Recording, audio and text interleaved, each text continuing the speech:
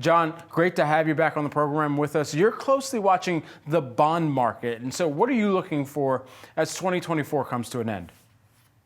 Well, our key theme for 2025 is all about the three I's, and that's immigration. I think we're likely to see mass deportations like we did in the 1930s and 50s, and certainly that would be inflationary.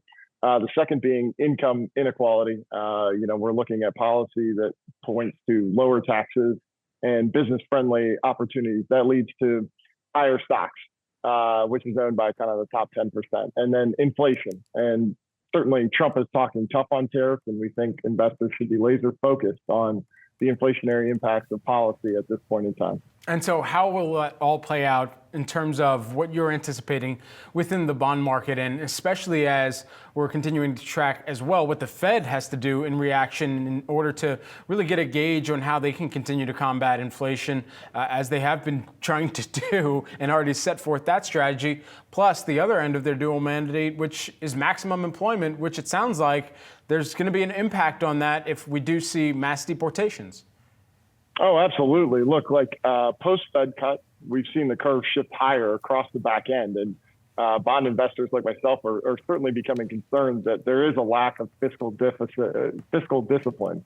That's going to have longer-term implications on asset prices and bond yields. Look at what we're seeing playing out in France. Look at what we're seeing play out in Brazil. The same thing's coming to a theater near you in the U.S. We think absolutely the Fed should, at this point in time, listen to the market. It should be pausing in December. As we said, back-end rates signal higher growth, inflation expectations. U.S. equities are up, and credit spreads are as low as they've been in the last 17 years. And so all this considered, as you're thinking about the type of duration that investors would be wise to keep in their portfolio, where are you skewing towards? Yeah, absolutely. At this point in time, we don't think you want to play hero ball in this market. We think that it's an income paradise in terms of what we're seeing in low risk, shorter duration assets, things like treasuries and mortgages, provide, 4, 5, 6% type of yield, which is attractive when you compare it to where it's historically been over the last 20 years. And when you look at equity valuations being relatively stretched.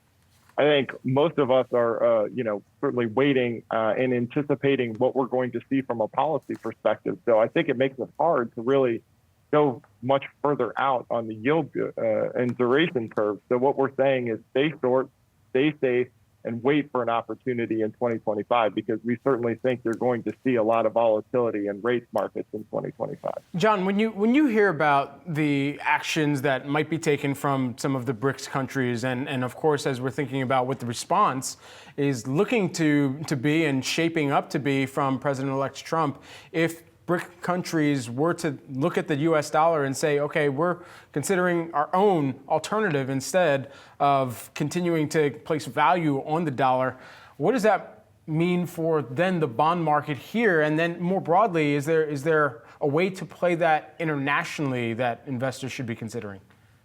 Well, I think this conversation around the BRICS forming a new type of currency makes no sense to us. I think the dollar supremacy is here to stay. For the foreseeable future, we think the combined GDP of these countries is still relatively small, and their ability to transact in large sizes in a non-U.S. dollar currency would be very tricky. So, this one's much more headline focused than we think reality. John, always a pleasure grabbing some of your insights and perspective. John McClain, Brandywine Global Portfolio Manager. Thanks for joining us here this morning.